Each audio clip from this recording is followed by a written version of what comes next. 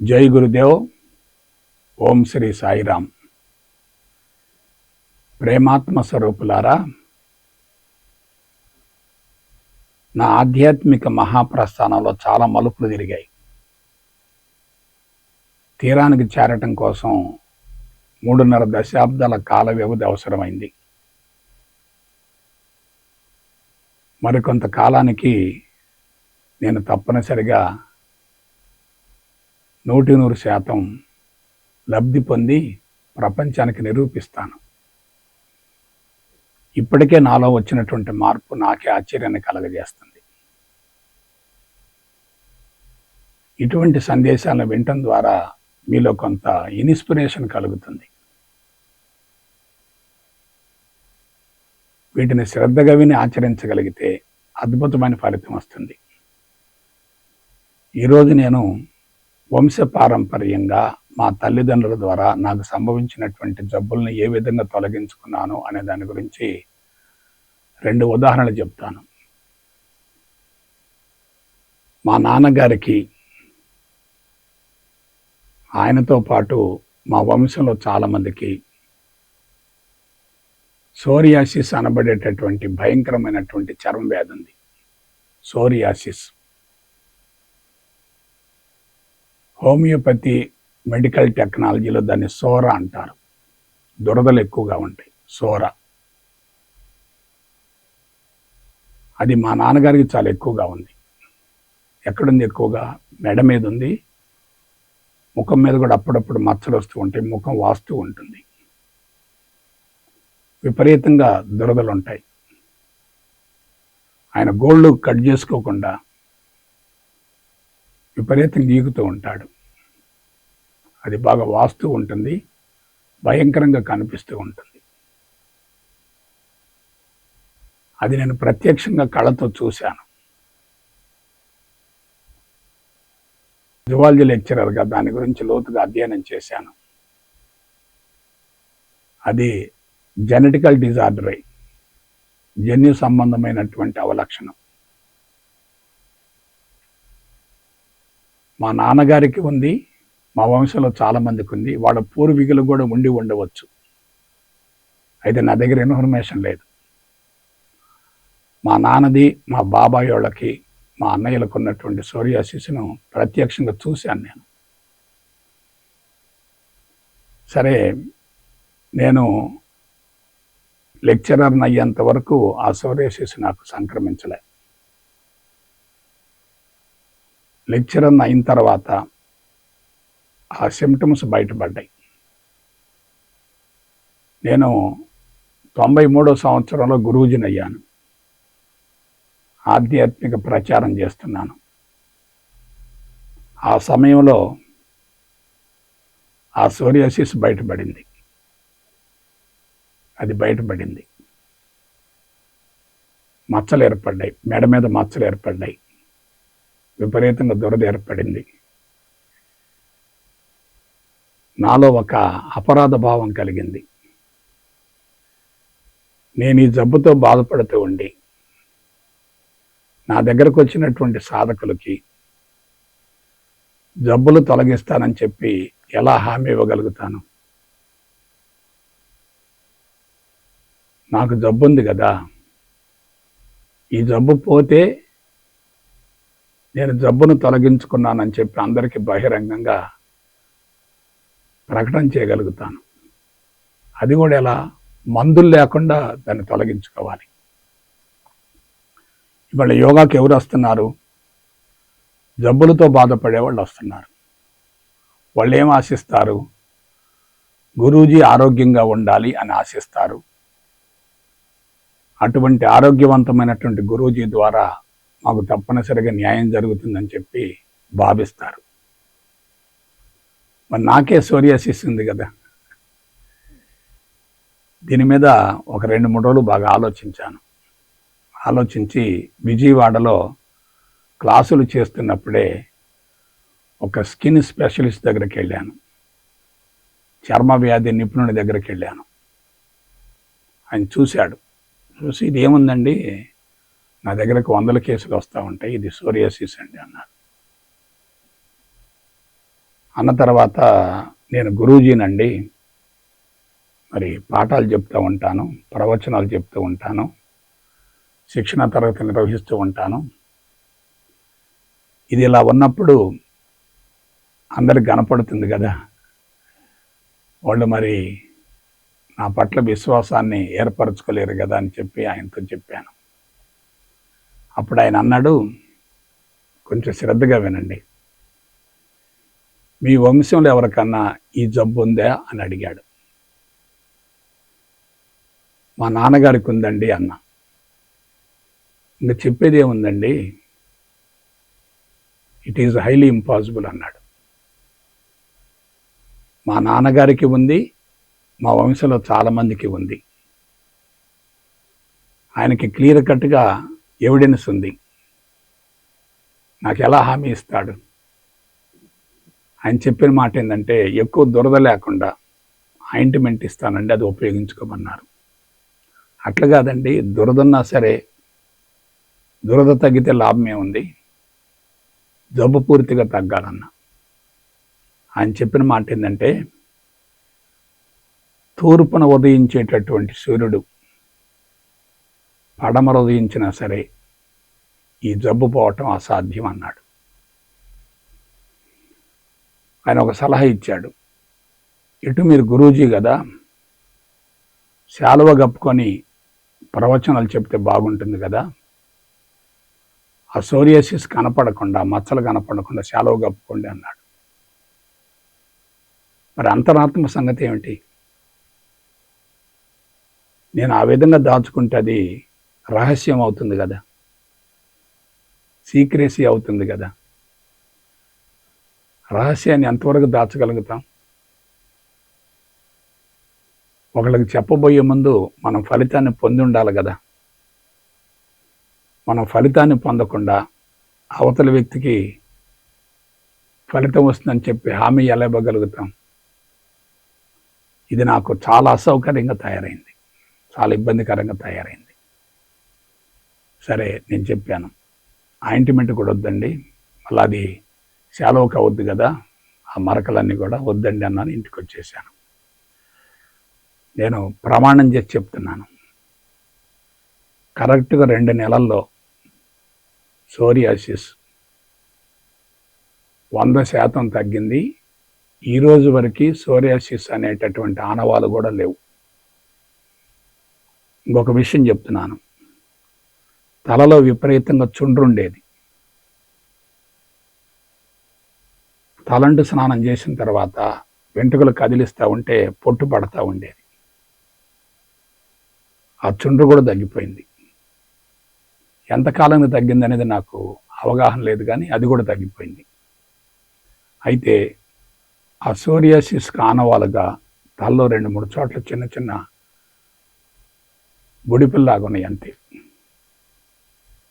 ఆ రోజు నుంచి ఈ రోజు వరకు సోరియాసిస్ అనేటటువంటి ఆనవాళ్ళు లేకుండా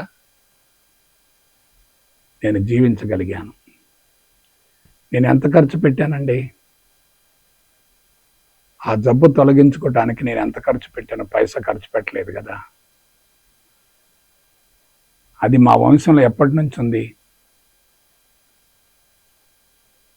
100ల సంవత్సరాల నుంచి ఉంది కదా.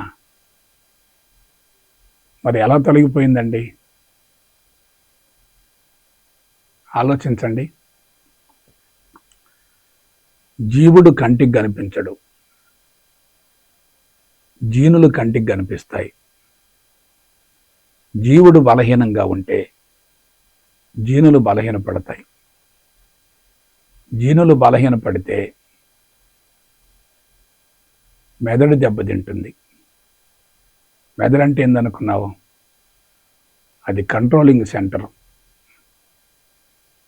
బాడీ మొత్తాన్ని కంట్రోల్ చేసేది ఏంటంటే మెదడే. ఆ మెదడు బలహీనపడింది అనుకోండి, శారీరక అవయవాలు మొత్తం కూడా సమర్థవంతంగా పనిచేయవు కదా. ఇదంతా సైన్స్ కదా. సైన్స్కి రుజువులు, ఆధారాలు ఉంటాయి కదా. ఇప్పుడు నేను చెప్పినటువంటి ఎపిసోడ్ కూడా రుజువులు, ఆధారాలు ఉన్నాయి కదా. సోరియాసిస్ వచ్చింది, మా నాన్నగారికి ఉంది, మా వంశంలో ఉంది, అది నాకు సంక్రమించింది. అందులో ఇక దాచడానికి ఏముంది? దాచినందువల్ల నాకు కలిగేటటువంటి ప్రయోజనం ఏమిటి? నా అంతరాత్మ ఇంకా ఘోషిస్తుంది కదా. అంతరాత్మకి విరుద్ధంగా జీవించడం భావ్యం కాదు కదా. నేను ఒక జబ్బుతో బాధపడుతూ ఉండి ఆ జబ్బును తొలగించుకోవటం కోసం ఎవరన్నా వస్తే ఆ జబ్బును తొలగిస్తాను అని చెప్పడానికి నోరు రాదు కదా. అంతకు మించినటువంటి దురదృష్టం లేదు కదా. కాబట్టి 100% సోరియాసిస్ పోయింది. నేను పైసా ఖర్చు పెట్టలేదు. ఇది 100% వాస్తవం. నేను మీకోసం చెప్పటం లేదు.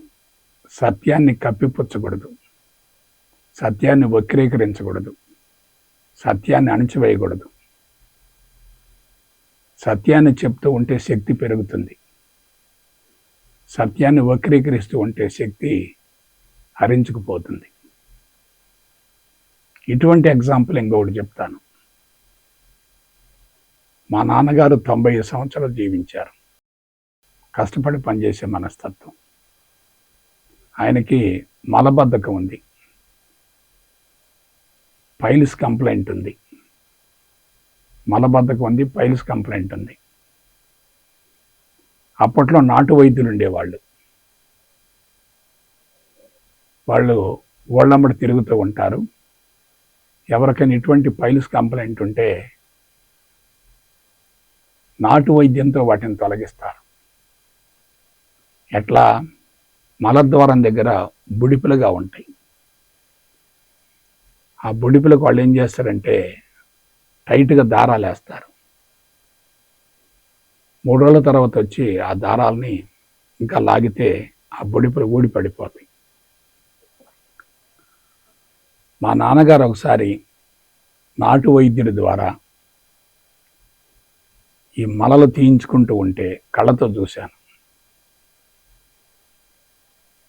ఆ రోజు మొత్తం నేను డిప్రెషన్కు లోనయ్యాను.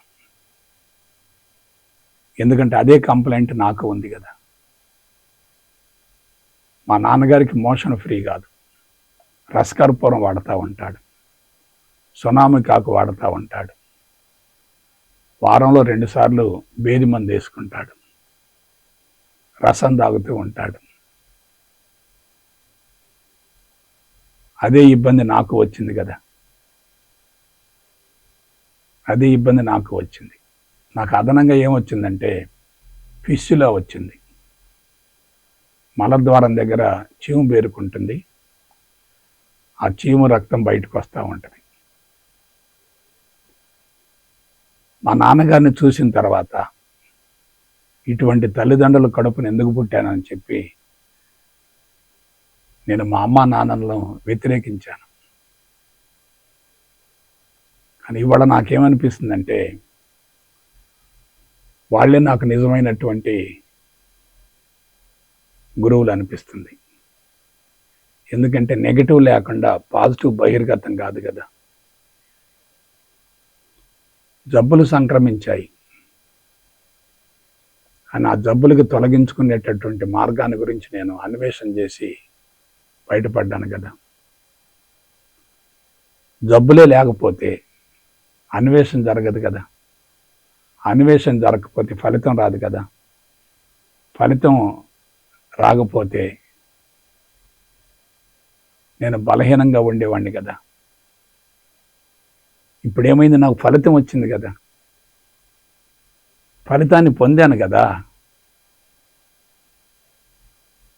కాబట్టి ఫలితాన్ని పొందాను కాబట్టి గర్వంగా ప్రపంచానికి చెప్పుకుంటున్నాను కదా. ఆనందం అంటే ఇదే కదా. అందరూ చేసే పని నీవు నేను చేస్తే ప్రత్యేకత ఏముంది? ఎవరూ చేయలేనిది, సాధించలేనిది సాధించడమే చరిత్ర అవుతుంది. చరిత్ర సృష్టించిన వ్యక్తి ఆనంద బాష్పాలతో మరణిస్తాడు. సృష్టించలేని వ్యక్తి అసంతృప్తిగా మరణిస్తాడు. అసంతృప్తిగా మరణించే వ్యక్తికే మరొక జన్మ కావాలి. ఆనందంగా మరణించే వ్యక్తికి మరొక జన్మతో పని లేదు.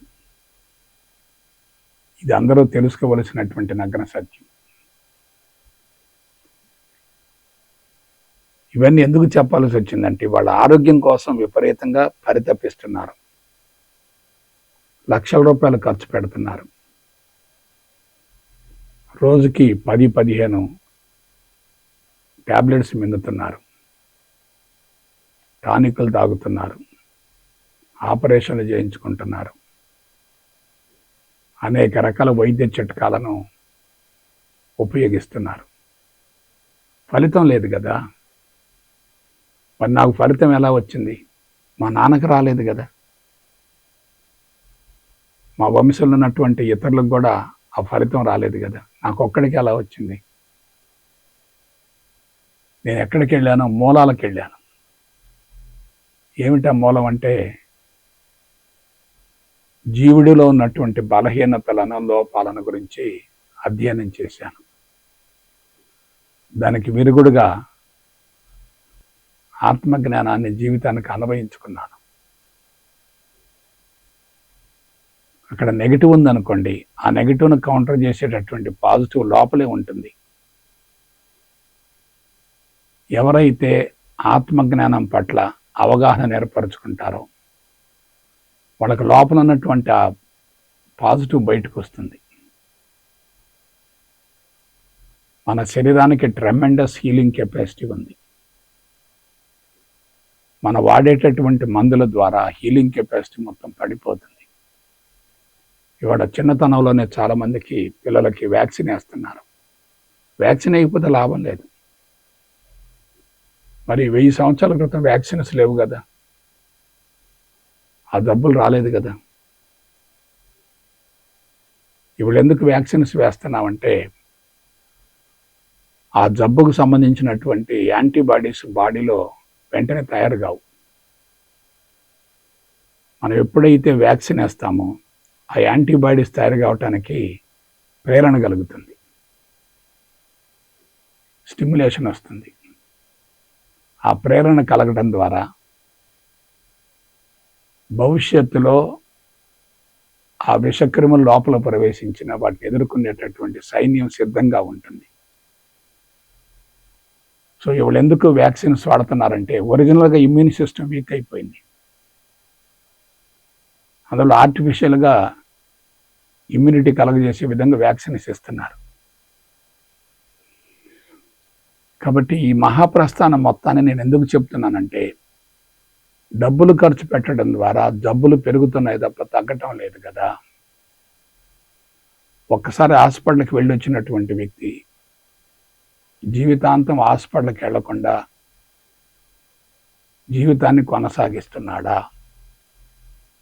ఆలోచించండి. నాకిప్పుడు 7-10 వయసు దాటినా సరే శరీరం ఇంటాక్ట్గా హెల్దీగా ఉందంటే దానికి మూల కారణం నేను మందులు వాడటం కాదే, ట్రీట్మెంట్ తీసుకోవటం కాదే, జబ్బులు తొలగించుకోవటం కోసం డాక్టర్లను సంప్రదించడం కాదే. దీన్ని శుద్ధి చేసుకుంటే చాలు కదా. దాన్ని ఎలా శుద్ధి చేసుకుంటావు? శుద్ధి చేసుకున్నటువంటి వ్యక్తి యొక్క మార్గదర్శకత ఉంటే శుద్ధి చేసుకోగలుగుతావు. ఒక డాక్టరు ట్రీట్మెంట్ చేసేటటువంటి విధానాన్ని తెలుసుకుంటాడు, కానీ ఆయనకి జబ్బు లేదు కదా. అదే జబ్బుండి ఆ జబ్బు నుండి బయటపడ్డటువంటి వ్యక్తి తాను ఏ విధంగా బయటపడ్డాడో చెప్పగలుగుతున్నాడు కదా. పేషెంట్కి జబ్బుంది, డాక్టర్కి జబ్బును తొలగించేటటువంటి పరిజ్ఞానం ఉంది. డాక్టర్కి జబ్బు లేదు, పేషెంట్కి పరిజ్ఞానం లేదు. రెండు ఒకళ్ళకు ఉంటే పేషెంట్ డాక్టర్ అయితే 100% న్యాయం జరుగుతుంది కదా. పేషెంటే డాక్టర్ అయితే 100% న్యాయం జరుగుతుంది కదా. Nothing is impossible for the human mind. మానవ మేధస్సుకు అసాధ్యం అనేది లేదు. నేను మరొకసారి చెప్తున్నాను, మనోబలాన్ని మించిన మందు లేదు. మనోబలం లేని వాళ్ళకి మరణ భయం వెంటాడుతూ ఉంటుంది. మరణ భయంతో విలవిల్లాడేటటువంటి వ్యక్తులకు మందులు ఇచ్చినా సరే అవి పనిచేయవు. మనసులో విశ్వాసం ఉంటే మందులు పనిచేస్తాయి, కానీ మనసులో మరణ భయం ఉంటే మందులు ఎలా పనిచేస్తాయి? అందుకే లక్షలాది రూపాయలు ఖర్చు పెడుతున్నారు, కానీ ఫలితాన్ని పొందలేకపోతున్నారు. హాస్పిటల్స్లోనే బలవంతంగా జీవితాన్ని ముగిస్తున్నారు. అంతకు మించినటువంటి దురదృష్టం మరొకటి ఏముంటుంది? కాబట్టి ఇవన్నీ నేను ఎందుకు చెప్తున్నానంటే, ఈ ఫ్యాక్ట్స్ అన్నీ కూడా ప్రపంచానికి తెలియజేయాలి. రెండవది, నా హెల్త్ ప్రాబ్లమ్స్ గురించి, నా హెల్తీ సిస్టమ్ గురించి మరి కొంతకాలం కూడా నేను వెయిట్ చేస్తాను. ఈ ప్రాబ్లమ్స్ ఎలా బయటపడ్డాయి అనే దాని గురించి నేను బహిరంగంగా ప్రకటించడమే కాకుండా మరి కొంతకాలం ప్రపంచానికి చూపిస్తాను. ఇన్ని సంవత్సరాలు బ్రతుకుతానని చెప్పి నేను ప్రకటించను, అవసరం లేదు.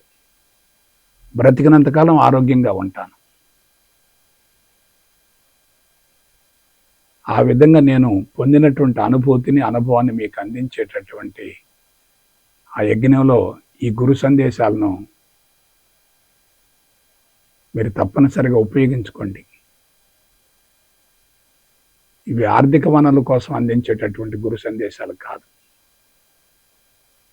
మిమ్మల్ని రెచ్చగొట్టడం కోసం అందించేటటువంటి సమాచారం కాదు. ఇది ఫ్యాక్టు. సత్యమైనది అప్పుడు, ఇప్పుడు, ఎప్పుడు మారదు. ఊహ మారుతుంది, మాయ మారుతుంది, కానీ సత్యం మాత్రం మారదు. కాబట్టి మీరంతా కూడా ఆరోగ్యాన్ని పొందటం కోసం ఆధ్యాత్మిక మార్గాన్ని సశాస్త్రీయ పందాలో సాంకేతిక పరంగా అందుకొని లబ్ధి పొందాలని మనస వాచ కర్మణ కోరుకుంటూ సెలవు తీసుకుంటా. జై గురుదేవ్, జై గురుదేవ్, జై గురుదేవ్.